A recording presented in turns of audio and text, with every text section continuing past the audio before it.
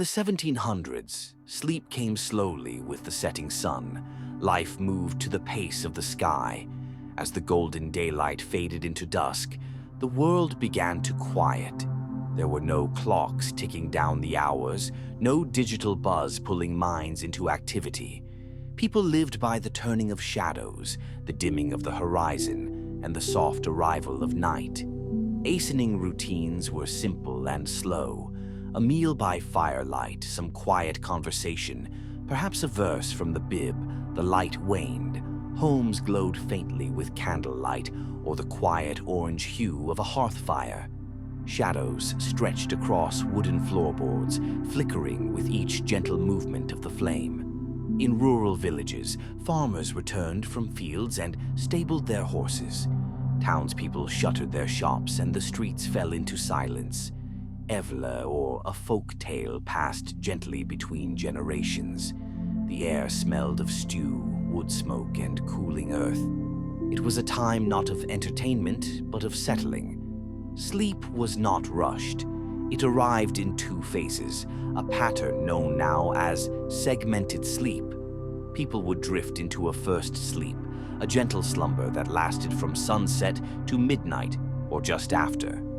Then they'd wake, not with panic, but with quiet purpose.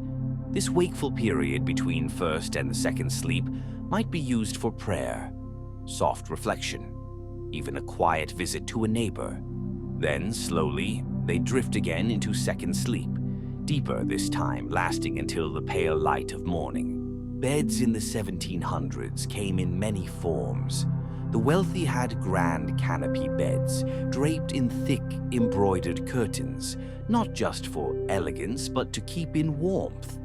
These beds stood tall on carved legs, with mattresses stuffed with feathers or horsehair, laid upon ropes that stretched across wooden frames. The ropes were tightened regularly, thus the old phrase, "sleep tight."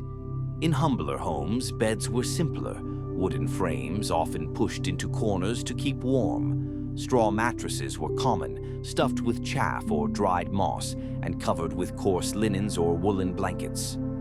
Pillows were a luxury. Many slept with rolled-up clothing or nothing at all. Children often shared beds, sometimes with siblings or even with parents. Entire families might sleep in one room, huddled together against the cold. Privacy was rare.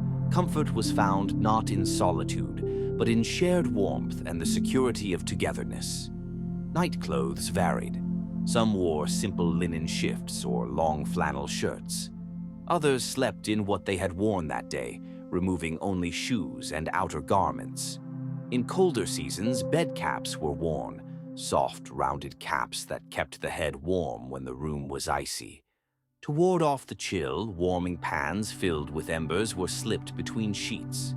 The scent of heated metal and smoke mingled with the fabric, creating a cozy, earthy aroma. In the quiet stillness of the night, dreams were seen not just as figments of sleep, but as messages, sometimes divine, sometimes cautionary. In the 1700s, many believed that dreams held meanings, often influenced by folk traditions, old beliefs, or local customs. It was common for people to keep dream books, small handwritten collections of symbols and meanings. A snake in a dream might warn of betrayal. Flowing water could symbolize change or travel. People didn't just forget their dreams, they pondered them over morning porridge or while drawing water from the well. Sleep was not without its shadowy corners. Nighttime came with its own quiet fears. Some believed that evil spirits, witches, or even demons might visit during slumber.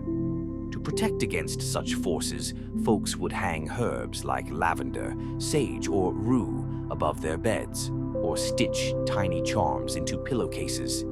Crucifixes were placed on walls, small Bibles were tucked beneath pillows, and some families kept a candle burning faintly through the night, believing the soft light would ward off restless spirits or bad dreams. Not all superstitions were fearful, though. Some believed that a good dream meant the soul had traveled gently during the night, visiting loved ones or floating just above the bed in peace. While the countryside slumbered in deep rural quiet, the towns and growing cities of the 1700s had a slightly different night. In places like London, Paris, or Boston, the streets never fell completely silent. There were night watchmen patrolling cobbled lanes, calling out the hours and watching for fire or crime. Their footsteps echoed alongside the gentle clop of hooves from late travelers or deliveries. In the city, windows glowed later into the evening. Inns and taverns bustled until well after dark. Yet behind the heavy wooden doors of most homes, families followed similar bedtime rituals, shuttering windows, lighting a candle, and preparing the hearth for its final embers. In rural villages, night was darker, quieter. Without gas lamps or street lights, the stars glimmered bright and uninterrupted above slate roofs.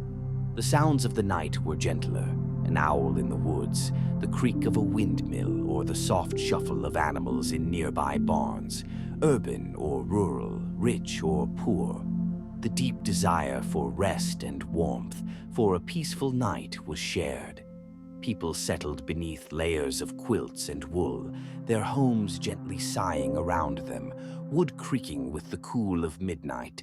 During that curious time between first and second sleep, the midnight hours, people often used the stillness in unexpected ways. It was a sacred pocket of time, not hurried, not demanding, just quietly awake. Some might sit up and stoke the embers in the hearth, gently coaxing the fire to life. Others might write by candlelight, recording thoughts, copying letters, or making lists for the next day. In some households, especially among artisans and merchants, this time was used for work, not laborious tasks, but soft ones. Spinning thread, mending clothes, or sorting herbs were all done with slow fingers and hushed conversation. For couples, this was a time of tenderness. Free from the bustle of daily life, they spoke softly in the dark, shared quiet laughter, or lay in thoughtful stillness. This time between sleeps offered a strange clarity, a space where the world paused, and only gentle sounds filled the room. Outside, the world was muted. Dogs curled at doorsteps, chickens roosted. Wind rustled thatch and leaves. A soft loneliness, but not a sad one, the kind that welcomes introspection, where thoughts move like slow ripples across still water. As the last candle guttered and shadows grew thick, the world slipped into its deepest rest. This was the hour before dawn, not yet touched by light, but softened by dreams. The second sleep wrapped gently around the household like a woolen shawl, still and quiet. The coals in the hearth now only glowed faintly, casting little warmth. Bodies curled tighter beneath layered blankets. The rhythm of breath slowed, deepened. The sounds of gentle sleep filled the room. A sigh, a soft turn, a creak of the rope-strung bed frame. All was calm. Beyond the walls, even the trees seemed to doze. The wind had settled into a whisper, and the stars above blinked patiently in the vast, dark sky. No footsteps, no voices, just the hush of a world resting as one. This was the sacred stillness of the 1700s night, untouched by electric hums, unbroken by schedules. Time didn't press here. It unfolded like a soft quilt, covering all in silence. In these final hours of slumber, people drifted far from the weight of waking thought. Their dreams, slow and meandering, carried them over quiet meadows, through remembered stories, or simply into deep, blank comfort. Sleep in this age was not a luxury, but a rhythm, honored, slow, essential. And as the second sleep held its final notes, no one stirred. The world lay wrapped in stillness, in softness, in peace. And now, dear listener, you too may slip into that second sleep. Let the quiet of the past hold you. Let the hush of candlelight, the warmth of wool, the breath of old timbers soothe your thoughts. You're safe here. It's time to rest. Good night.